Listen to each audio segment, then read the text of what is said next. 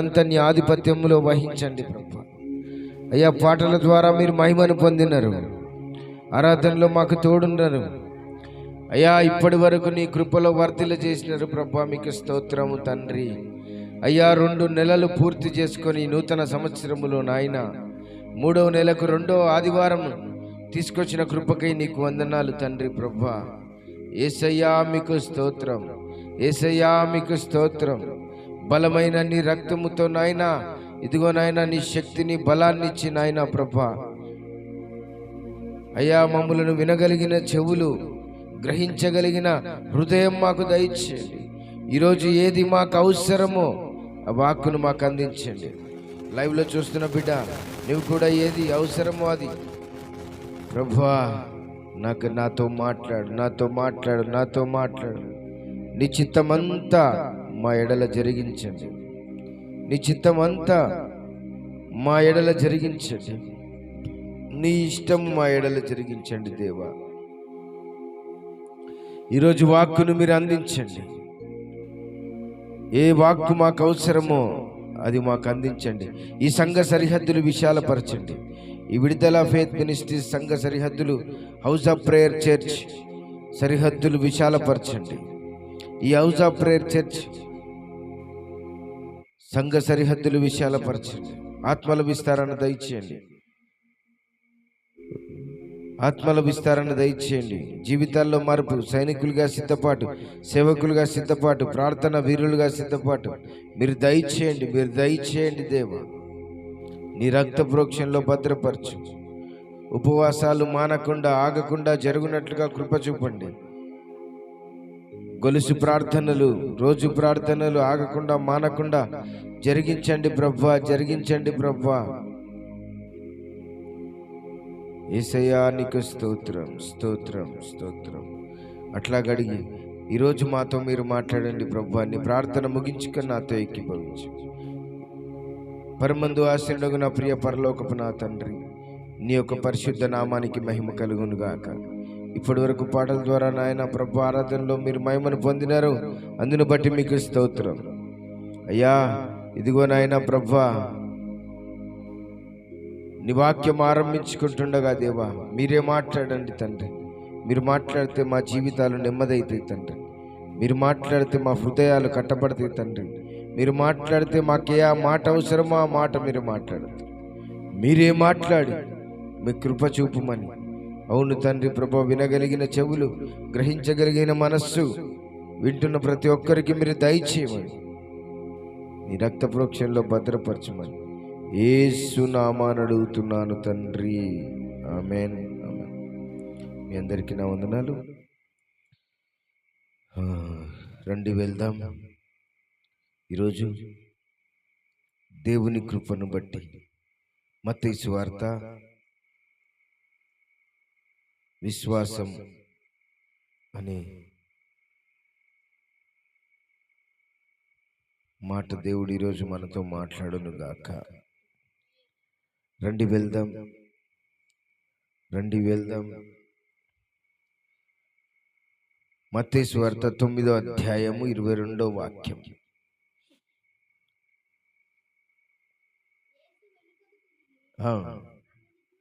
ఆమెను చూచి ధైర్యముగా ఉండుము, నీ విశ్వాసము నిన్ను బాగుపరచెనని చెప్పగా ఆ గడియ నుండి ఆ స్త్రీ బాగుపడెను. ఇక్కడ దేవుడు మాట్లాడుతున్న మాట ఏంటంటే, నీ విశ్వాసము. అతి ప్రాముఖ్యమైనది ఏంటి? నీ విశ్వాసము. ఇక్కడ దేవుడు రాయించిన ఆ మాట ఏంటిది అంటే, నీ విశ్వాసము. ఎవరు ఆమె? ఎవరు ఆమె? ఎవరు ఆమె? ఎవరామె అనారోగ్యంగా ఉంది? ఎవరామె ఇబ్బంది పడుతూ ఉంది? ఎవరామె? ఆమె అనుకున్నదంట,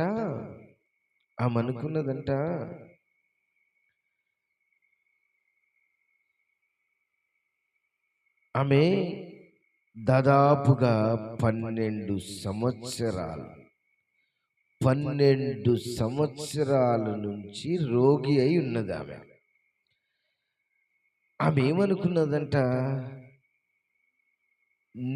ఆయన మాటలు వారితో చెప్పుచుండగా ఇదిగో ఒక అధికారిని వచ్చి ఆయనకు మ్రొక్కెను. ఆ కింద రాయబడింది,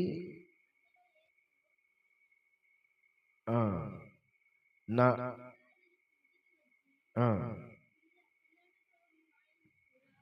ఆ కింద చదవమ్మ, కింద.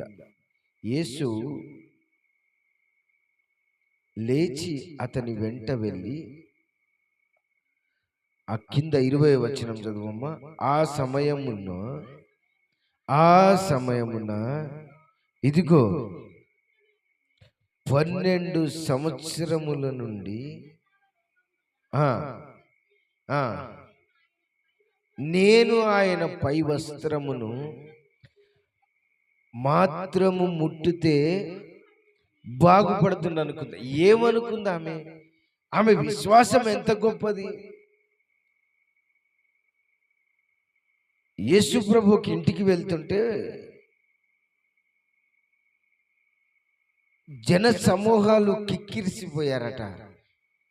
జనాలు, చాలా మంది జనాలు, స్థలము లేనంతగా.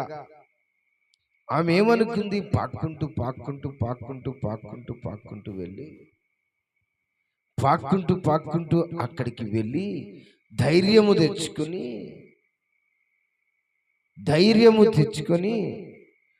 పాక్కుంటూ వెళ్ళి ధైర్యం తెచ్చుకొని అక్కడ ఆమె అంటున్న మాట ఏంటంటే, నేను ఆయన వస్త్రపు చెంగు ముట్టుకుంటే చాలు, నేను ఆయన వస్త్రాన్ని ముట్టుకుంటే చాలు, నేను బాగుపడతా. యేసుప్రభు అంటున్న మాట ఏంటంటే, కుమారి ధైర్యముగా ఉండుము, నీ విశ్వాసము నిన్ను స్వస్థపరచ. విశ్వాసం తెచ్చుకుంది ముందు. ఏమనుకుంది? ఎంత గొప్ప విశ్వాసం ఆమెది!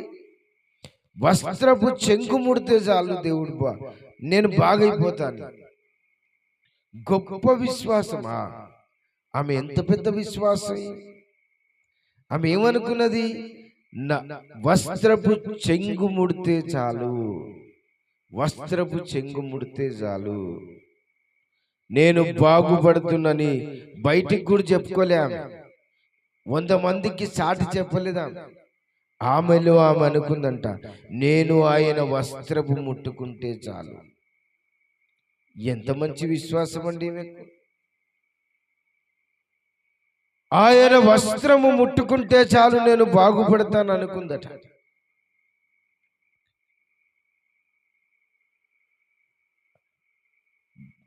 ధైర్యము తెచ్చుకోమన్నాడు దేవుడు, ధైర్యము తెచ్చుకోమన్నాడు. ఎప్పుడు? నీవు నా వస్త్రాన్ని ముట్టుకుంటే చాలు, అప్పుడే బాగుపడతావని నీవు అనుకున్నావు కదా. నీ విశ్వాసమే నిన్ను బాగుపరిచింది. అప్పుడే ఆ గడియలోనే ఆమె బాగైపోయిందంట. ఆలోచన చేయొకసారి. నీవు అనుకో, ఆమె హృదయములో అనుకుంది, హృదయములో ఆలోచన చేసింది, హృదయములో అనుకుంది, నా దేవుడు నన్ను బాగు చేస్తాడు, నజరేయుడైన యేసు నన్ను బాగు చేస్తాడు, నజరేయుడైన యేసు ఇదిగో నన్ను స్వస్థపరుస్తాడు, నజరేయుడైన యేసు నా రోగాన్ని బాగు చేస్తాడు, నజరేయుడైన యేసు 12 సంవత్సరాల నుంచి నష్టమైతున్న నా రోగాన్ని, ఇబ్బంది పడుతున్న నా రోగాన్ని బాగు చేస్తాడు. 12 సంవత్సరాల నుంచి. నీవైతే ఏమనుకుంటావు? నీవేమనుకుంటావు? ఆలోచన చెయ్యి ఒకసారి. చిన్నగా రాలేదనుకో ప్రార్థన, ఆ సేవకుడు వచ్చి ప్రార్థన చేశాడనుకో, జరగలేదని నీవు ఆలోచన చేస్తే అక్కడ రండి వెళ్దాం. ఇంకో మాట చూసుకుందాం. మత్తయి సువార్త 15వ అధ్యాయం 28వ వాక్యములో చూసినట్టయితే, అందుకు యేసు, అమ్మా నీ విశ్వాసము చాలా, నీ విశ్వాసము గొప్పది. ఇంకొక ఆమెతో అంటున్నాడు యేసు,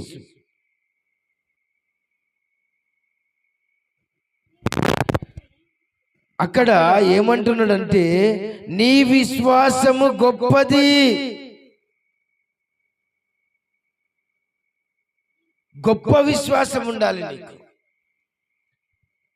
నీ విశ్వాసము గొప్పదై ఉండాలి. నీవు హృదయంలో అనుకోవాలి, నా దేవుడు నన్ను బాగు చేస్తాడని, నా దేవుడు ఏదైనా నాకు ఇవ్వగలడని, నా దేవుడు నాకు ఏదైనా చేయగలడు.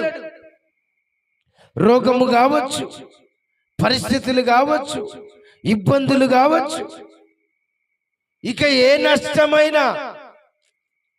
కొంతమంది విశ్వాసం తాయెత్తల విశ్వాసం, కొంతమంది విశ్వాసం ఇదిగో కనిపించే ఒక చెట్టు ఉంది, ఆ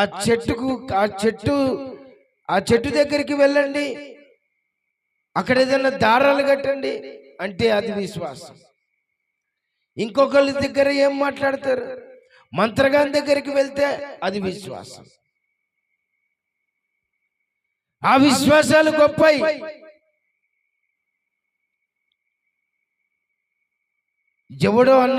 ఎవరో అన్నారంట, నల్ల దారం కట్టుకుంటే నీకు మంచి మేలైతుందని.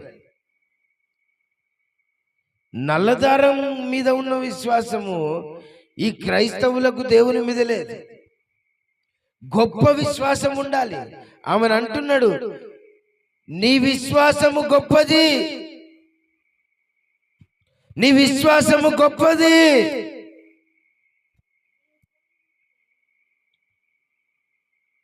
నీ విశ్వాసము గొప్పది.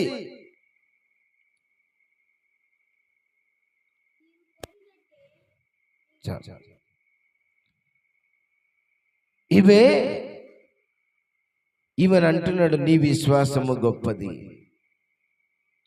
గొప్ప విశ్వాసం ఉండాలి.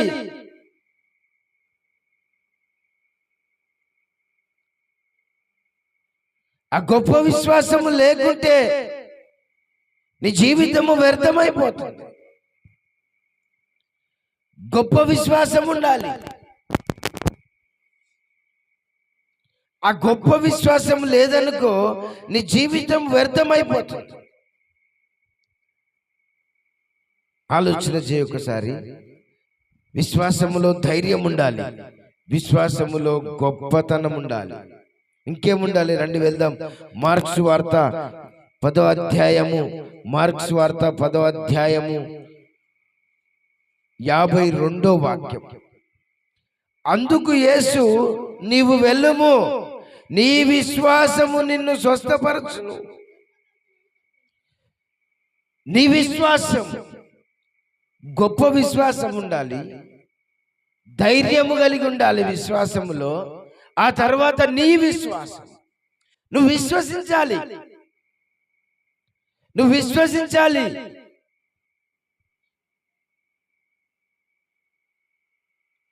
నీ విశ్వాసం నిన్ను స్వస్థపరుస్తుంది. స్వస్థపడే అంత విశ్వాసం ఉండాలి. అరాకొర విశ్వాసం కాదు. కాసేపు ఒక వ్యక్తి దగ్గరికి, కాసేపు ఇంకో వ్యక్తి దగ్గరికి, కాసేపు ఇదిగో ఆయన అక్కడ తాయెత్త కడతాడంటే అక్కడికి, ఇదిగో కాసేపు అదిగో అక్కడ ఒక పాస్టర్ ఉన్నాడు అక్కడికి వెళ్తే బాగుంటుందనే ఆ విశ్వాసము. నిన్ను బాగు చేసేది పాస్టర్ కాదు. ఆమె 12 ఏళ్ల నుంచి రక్తస్రావం కలిగిన స్త్రీ. అక్కడ యేసుప్రభు శిష్యులు ఉన్నారు. యేసుప్రభు వెంబడించి కొంతమంది మంచి విశ్వాసులు ఉన్నారు. వాళ్ళెవ్వరిని ముట్టుకోలేదండి. ఆమె డైరెక్ట్గా యేసుప్రభునే ముట్టుకుంది. డైరెక్ట్గా యేసుప్రభు వస్త్రాన్నే. అక్కడ కూడా ఆ మాట అంటాడు చూడండి. ఆ మాట మత్తయి సువార్త 9వ అధ్యాయము 22వ వాక్యము. ఆ పైన అంటాడు చూడండి. 9వ అధ్యాయము 22లో కింద, క్షమించాలి, కింద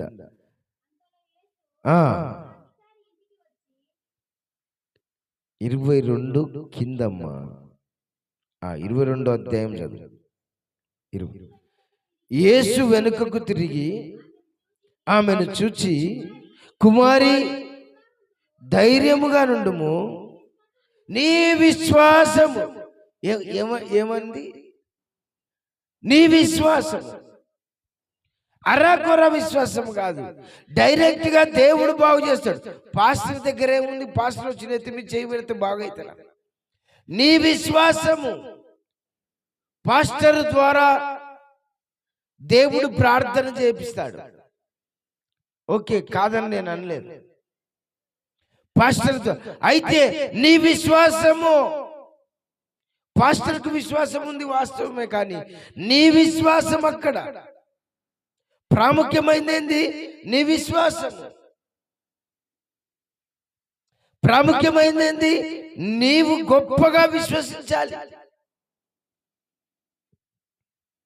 నా దేవుడు బాగు చేస్తాడనే గొప్ప విశ్వాసం నీలో ఉండాలి. అరాకొర విశ్వాసం కాదు.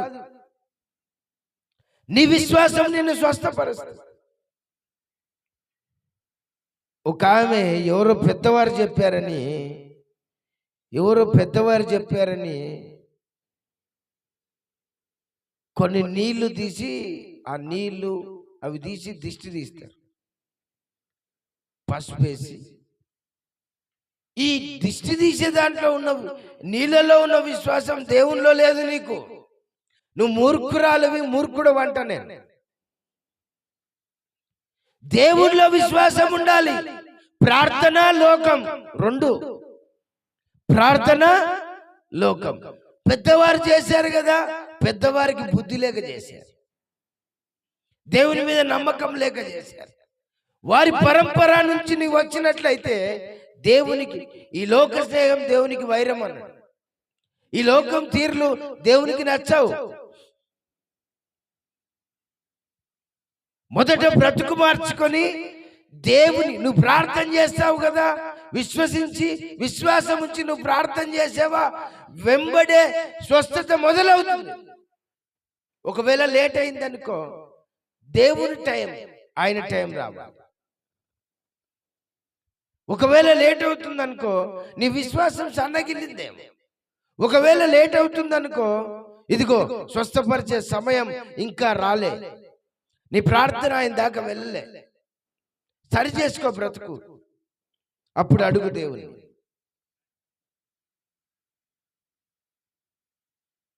సగం విశ్వాసం లోకం, సగం విశ్వాసం దేవుడు. నీవు అనుకుంటున్నావా, నేను గొప్ప విశ్వాసం నీలో ఉండి నీవు ప్రార్థన చేసినట్లయితే,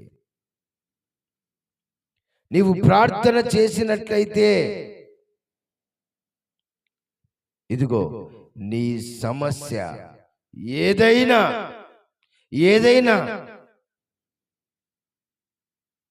ఆయన బాగు చేయగల సమర్థుడు. రండి, మార్కు సువార్త 11వ అధ్యాయము 22, 23. అక్కడ ఒక మాట రాయబడింది. 24.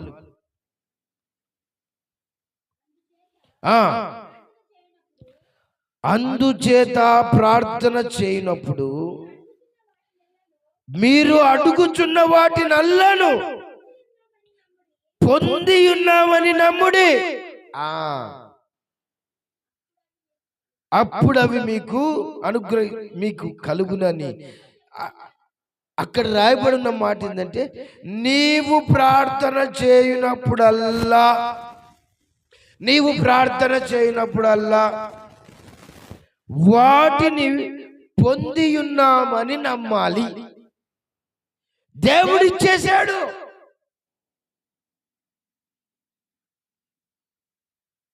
నా వారికి బాగలేదా, నా పిల్లలకు బాగలేదా, నా కుటుంబ సమస్య నా కుటుంబానికి బాగలేదా? ఇదిగో ప్రార్థన చేసినప్పుడల్లా ఆయన ఇచ్చేసాడని నమ్మాలి. ఇచ్చేసాడండి ప్రార్థన చేసినప్పుడల్లా. నీవు నమ్మినట్లయితే ఇదిగో మొదటిది ఏంటిది? నీవు విశ్వసించాలి, ధైర్యముగా ఉండాలి, గొప్ప విశ్వాసమై ఉండాలి. నీవు విశ్వసించాలి. ప్రార్థన చేయనప్పుడల్లా నాకు వచ్చేసాయి, నాకు ఇచ్చేసాడు దేవుడు, నీవు నమ్మాలి. నీ నమ్మకం మీద ఆధారపడింది. మళ్ళీ విశ్వసించాలి, అవి నాకు వచ్చాయని నమ్మాలి. అప్పుడే నీకు అది దొరుకుతుంది. అప్పుడే 22 చదువు. అందుకు యేసు వారితో ఇట్లా నేను, మీరు దేవుని యందు ఎవరి యందు విశ్వాసం ఉంచాలి? పాస్టర్ మీద కాదు విశ్వాసం. కొందరు అంటారు, ఆ ఫలానా పాస్టర్ గారు వచ్చి, పాస్టర్ గారి దగ్గర ఏం లేదు అక్కడ. నీవు దేవుని యందు విశ్వాసం ఉంచాలి. పాస్టర్ దేవునికి నీకు మధ్యలో రాయబారి, నీ బాధలు ప్రార్థన చేసే ఒక వ్యక్తి, నీకు ఎంబడుండే నీకు దారి చూపే వ్యక్తి, యేసు ప్రభుని చూపే వ్యక్తి. నీవేం చేయాలి? దేవుని యందు విశ్వాసం ఉంచాలి. పాస్టర్ను పిలుసు, రాయబడింది. సంఘ పెద్దొచ్చి లేదా పాస్టర్ గారు వచ్చి ప్రార్థన చేస్తే, నూనె రాసి ప్రార్థన చేస్తే ఆ రోగి స్వస్థపడుతుంది. అక్కడ కూడా ఏం రాయబడింది? వారు విశ్వాసముతో అని రాయబడింది. నీవు ఆలోచన చెయ్యి. నీవు దేవుని యందు విశ్వాసం ఉంచాలి, మనుషులే యందు కాదు. నీ విశ్వాసం దేవుని పైన.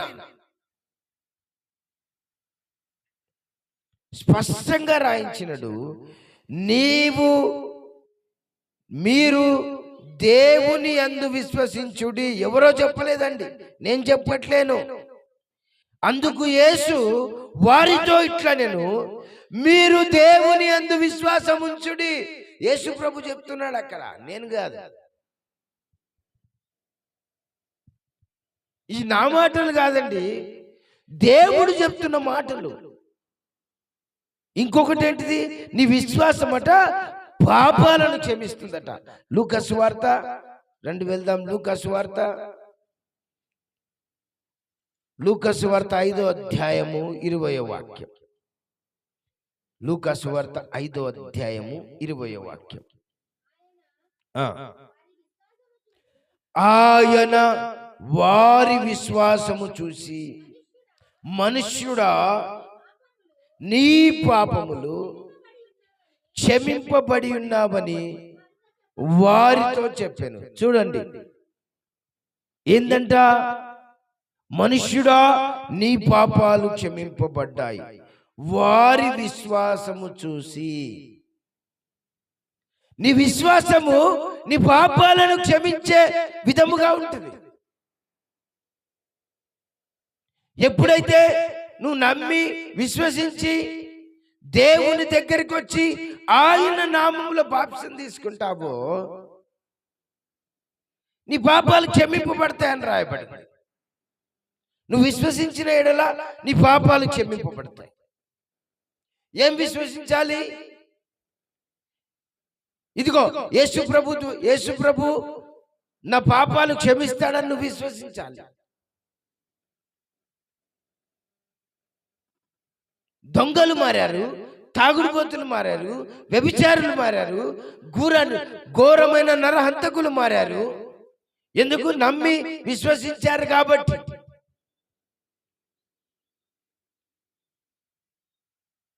ఆలోచన చేయి ప్రియ దేవుని బిడ్డ, నీవు విశ్వసించిన ఎడల 4వదిగా నీ పాపాలు కూడా క్షమింపబడతాయి.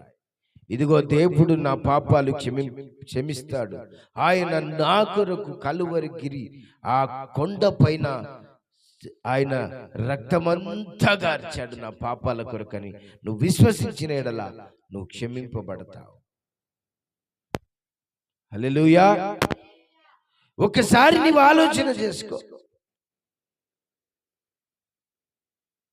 నువ్వు విశ్వసిస్తే క్షమించబడతావు. ఆలోచన చేయి ఒకసారి.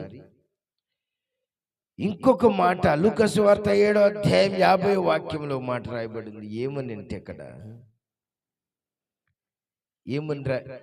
ఏమని రాయబడిందంటే చాలా మంచిగా చక్కగా రాయించినాడు దేవుడు.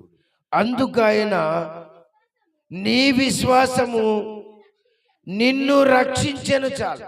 నీ విశ్వాసము నిన్ను రక్షిస్తుంది. దేవుని పైన నువ్వు విశ్వాసం ఉంచినట్లయితే నిన్ను రక్షిస్తుంది.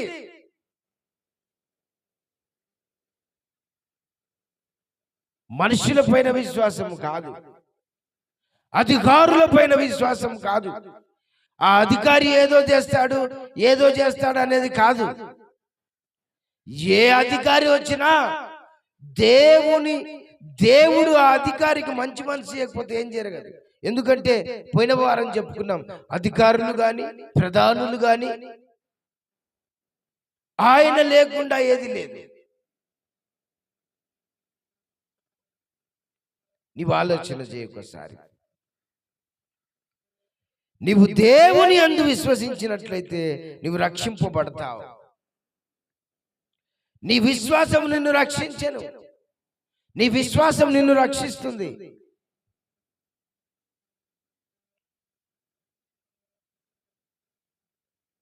నీవు ఆలోచన చేయి.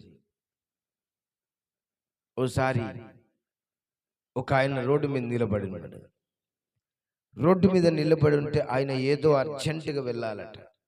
నేను ఆ దారి గుండా వస్తావు. ఆయన అక్కడ నిలబడ్డాడు. నేను చూశాను. చూసి ఆయన దాటి వెళ్ళిపోయి మళ్ళీ వెనక్కి వచ్చి ఆయన ఎక్కించుకొని వెళ్ళాను. అన్నా నువ్వు బాగా కనపడ్డావన్నా, సమయానికి నువ్వు రాకుంటే నేను వెళ్ళవలసిన ఆ ప్రయాణం మిస్ అయ్యేదన్నా. సమయానికి నువ్వు వచ్చావన్నా. నేను కాదురా బాబు వచ్చింది. నేను చెప్పాను, నేను కాదురా బాబు వచ్చింది. ఆ సమయంలో నేను వేరే దగ్గరికి వెళ్దాం అనుకున్నా. దేవుడు రప్పించాడు ఈ పక్క, ఈ దారికి. కారణం ఏంటిది? నీవు అడిగినావు కదా, దేవా నేను వెళ్ళాలి ప్రభు అని మనసారా.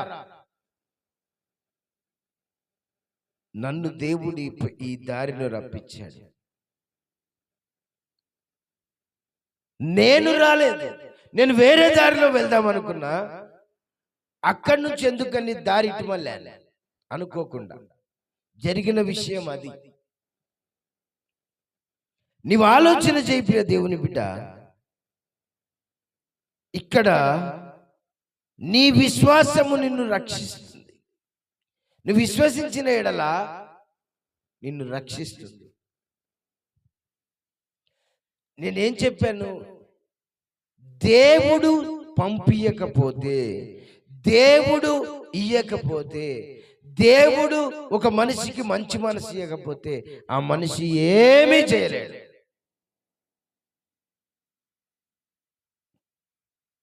నీ విశ్వాసము నిన్ను రక్షిస్తుంది. చివరికి ఇంకో విశ్వాసం ఉంది. రండి వెళ్దాం. హబక్కూకు రాసిన పత్రిక, హబక్కూకు రాసిన గ్రంథం 2వ అధ్యాయము 4వ వాక్యం. 2వ అధ్యాయము 4వ వాక్యం. హబక్కూకు అక్కడ ఏం రాయబడిందంటే, నీతిమంతుడు విశ్వాస మూలముగా బ్రతుకును. నీవు ఆలోచన చేయొకసారి. నీతిమంతుడు విశ్వాస మూలంగా బ్రతుకుతారట. నువ్వు విశ్వాసం మూలంగా బ్రతుకుతున్నావా? విశ్వసించి బ్రతుకుతున్నావా? నువ్వు నీతి లేకపోతే విశ్వాసం రాదు.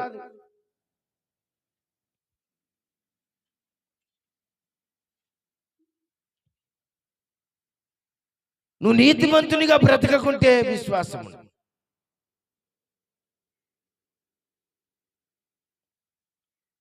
నీవు ఆలోచన చేయొకసారి. నీవు నీతిమంతునిగా బ్రతుకుతే విశ్వసిస్తావు. నీతి ఉంటే విశ్వాసం వస్తుంది. నీతి ఉంటే దేవునితో సంబంధం కలిగి ఉంటావు. నీతి ఉంటే దేవునితో నడుస్తావు. నీతిమంతులు దేవుని ముఖ దర్శనం చూస్తారని రాయబడి. నువ్వు నీతిగా బ్రతికినట్లయితే ధైర్యం ఉంటుంది, గొప్ప విశ్వాసం ఉంటుంది, నీ విశ్వాసం ఉంటుంది. పాపాలు క్షమించబడతాయి, నిన్ను రక్షిస్తాడు, నువ్వు నీతి కలిగి ఉంటావు. ఆలోచన చేసుకో ఒకసారి. ఏ విశ్వాసముతో ఉన్నావు నీవు? కొన్నిసార్లు దేవుడు అంటాడు అల్ప విశ్వాసి. కొంతమందికి అల్ప విశ్వాసం ఉంటుంది, సగం సగం విశ్వాసం ఉంటుంది, పూర్తి విశ్వాసం ఉండదు. నీవు ఆలోచన చేయలేదు దేవుని బిడ్డ. ఎంత దేవునితో నీవు సంబంధం కలిగి ఉంటున్నావు? ఎంత విశ్వాసం, ఎంత ఉంది నీ విశ్వాసం? మనుషులను మెప్పించే అంత విశ్వాసమా? దేవునితో సంబంధం కలిగిన విశ్వాసమా?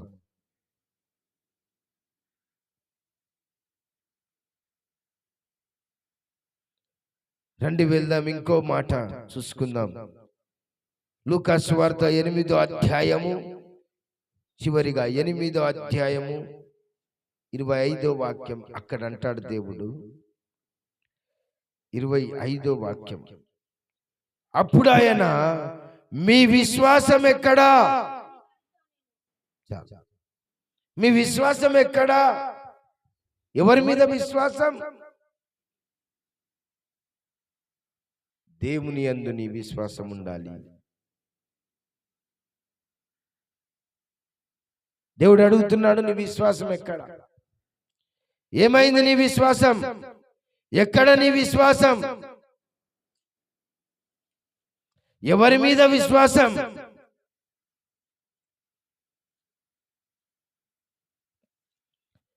ఏమైపోయింది నీ విశ్వాసం? ఎవరి మీద ఉండాలి నీ విశ్వాసం?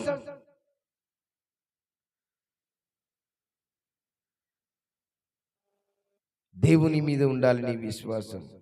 అందుకే అక్కడ రాయబడింది మార్క్స్ వార్త 11:22లో, అందుకు యేసు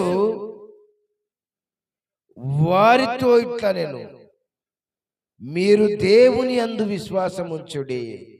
దేవుని యందు విశ్వాసం ఉంచాడు. ఫలానా మనిషి ఏదో చెప్పాడని,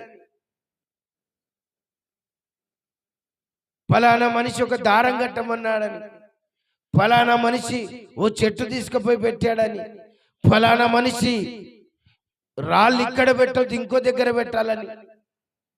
నువ్వు దేవుని మీద విశ్వాసం ఉంటే, దేవుని యందు నీకు విశ్వాసం ఉంటే ఏవి చేయవు.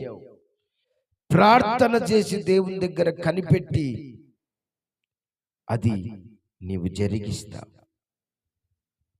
నీవు ఆలోచన చేయ ఒకసారి. దేని మీద నీ విశ్వాసం ఉంది?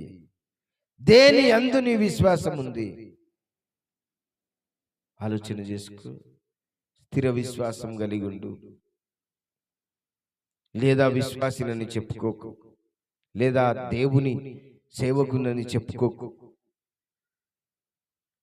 నీవు దృఢముగా విశ్వాసములో ఉండి, అప్పుడు నేను దేవుని విశ్వాసిని, దేవుని సేవకునని చెప్పుకో. ఎస్, నేను జరిగించి చెప్తున్న ఉట్టి మాటలు కాదు. ఈరోజు కూడా దేవుణ్ణి ఆధారం చేసుకుని బ్రతుకుతున్నాం. ప్రతి విషయం సేవలో, పరిచయ, కుటుంబం విషయంలో, ఎక్కడైనా దేవుణ్ణి ఆధారము చేసుకొని దేవుని మీద విశ్వాసం ఉంచి ప్రతిరోజు ప్రతి క్షణం గడియ యుద్ధం. దేవుణ్ణి ఆధారం, దేవుణ్ణి విశ్వాసం చేసుకొని మా సంఘం సేవ బ్రతుకుతా ఉన్నాం. నీవు దేవుణ్ణి మీద విశ్వాసం ఉంచు, అప్పుడు దేవుడు నీకు సమస్తము జరిగిస్తాడు. హల్లెలూయా, హల్లెలూయా. దేవుడు మనకు సాయం చేయనుగాక. మోకరించగలిగితే మోకరించండి, ప్రార్థన చేసుకుందాం.